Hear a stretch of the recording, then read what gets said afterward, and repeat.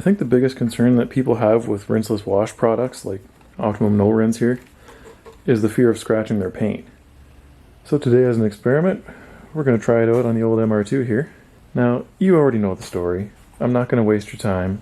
This is the undisputed most scratch-prone paint job on the planet.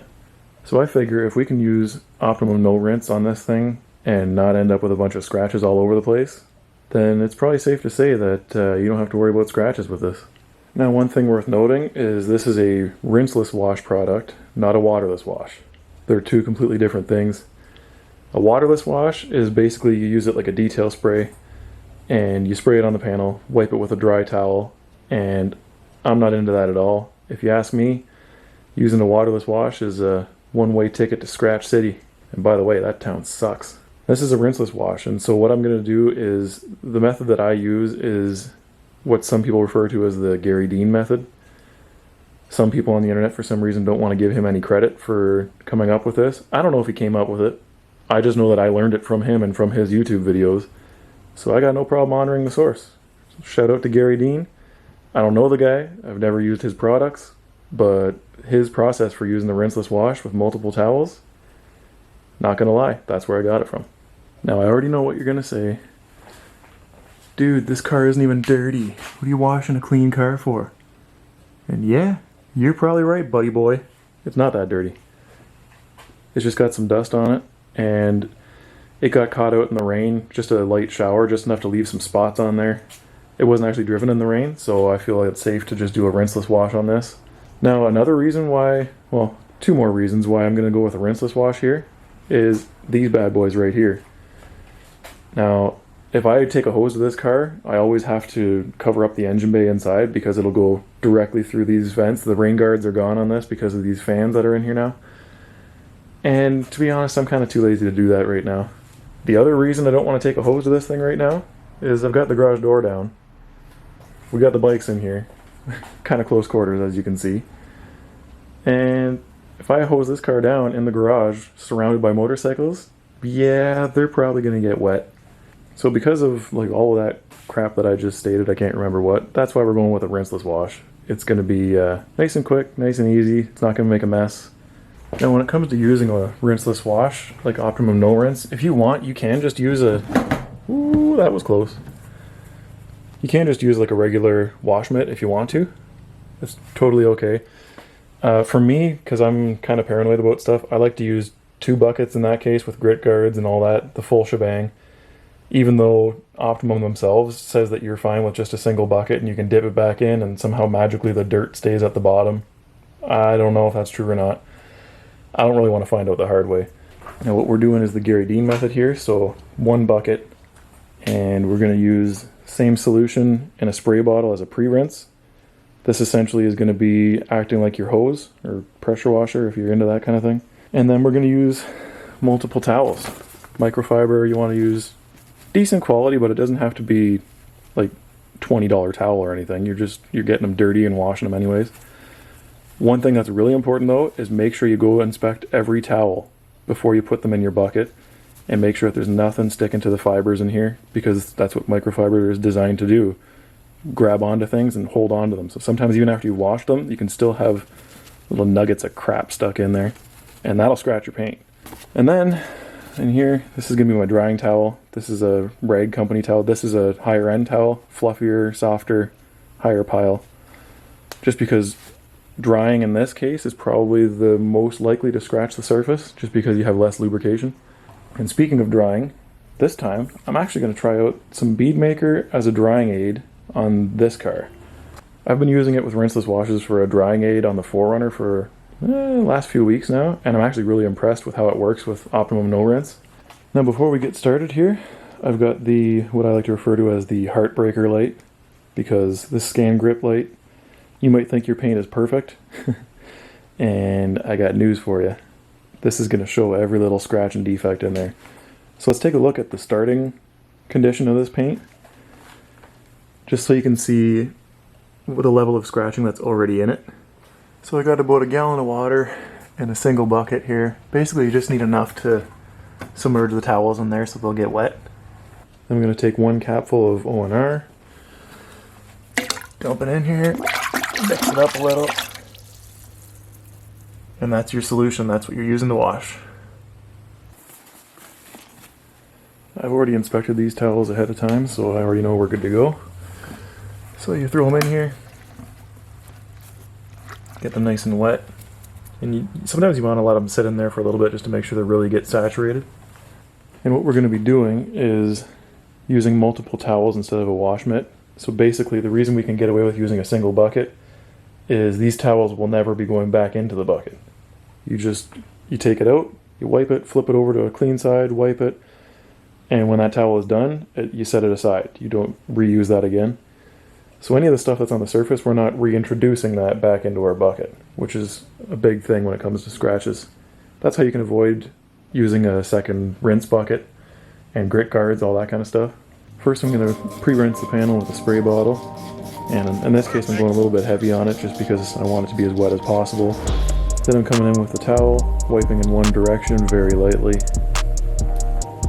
No pressure here, just basically the weight of the towel itself. You don't want to put any elbow grease into that. So I go through and like I mentioned, I'm checking after every pass just to see how dirty the towel is getting, and as soon as I start to see that it's getting dirty, I'm going to either switch to a new side or whatever. Then once I've got the whole panel washed and clean, I'm switching to my drying towel.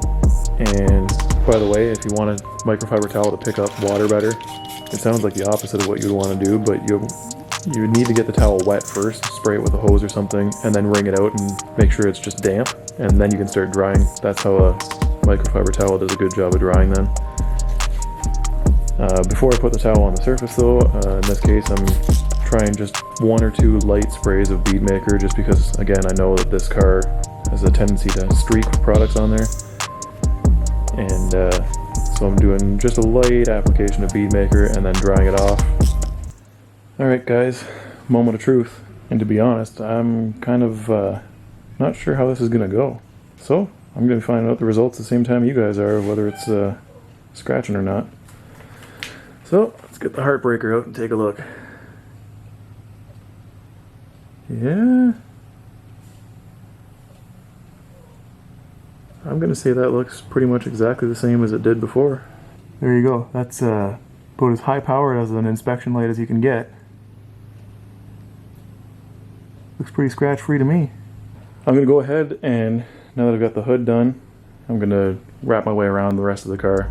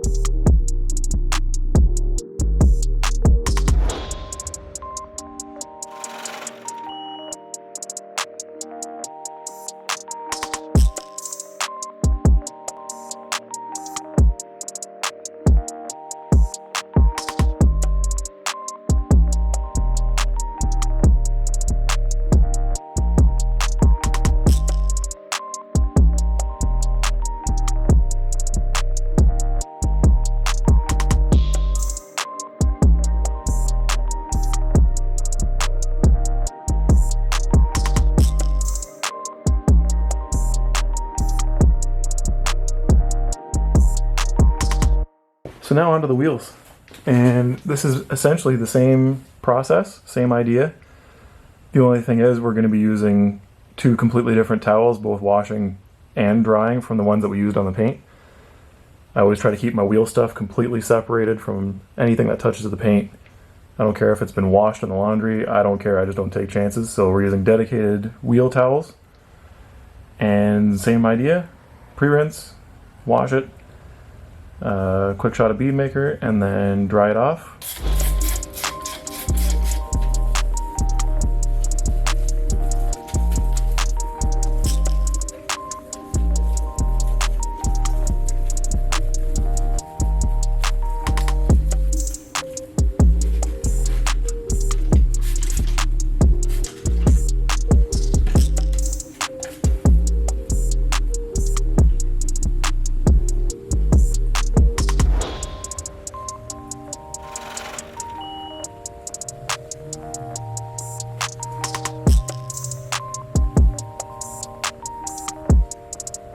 Okay, here's the end result of the wheel.